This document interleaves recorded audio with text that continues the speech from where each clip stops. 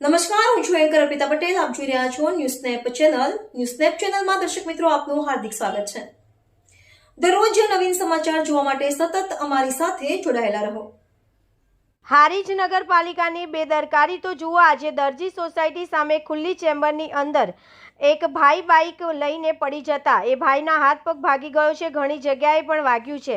આમ હારીજની અંદર ચારે બાજુ ઠેર ઠેર ખાડાઓ અને ખુલ્લી ગટરોના ઢાંકણાના કારણે લોકોને ઘણું નુકસાન થઈ રહ્યું છે. નગરપાલિકાના અધિકારીઓ કોઈની વાત સાંભળતા નથી અને જે પણ લોકો નગરપાલિકામાં રજૂઆત કરવા જાય છે તે લોકો ઉપર દારૂ પીને આવ્યા છો, ખોટી રજૂઆત કરવા આવો છો, આમ આવા ખોટા આક્ષેપો મૂકીને લોકોના અવાજને દબાવી દેવામાં આવે છે. રિપોર્ટર વિજય રાવળ, હારીજ. શું થયું હતું બેન, બોલો. આ ખાડામાં ક્યાં વાગ્યું તમે? વિચાર કરો, આ ખાડામાં વારંવાર પબ્લિક અહીંયા પડે છે પણ પાલિકાની હજુ ઊંઘ ઉઠતી નથી.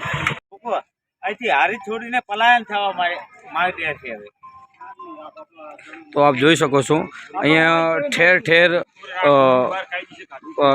ગટરની જે કુંડીઓ કહેવાય અને જે આવા ખાડાઓ છે જેનું મતલબ કોઈ જાતના ત્યાં ઢાંકણા કે એવું કશું નથી.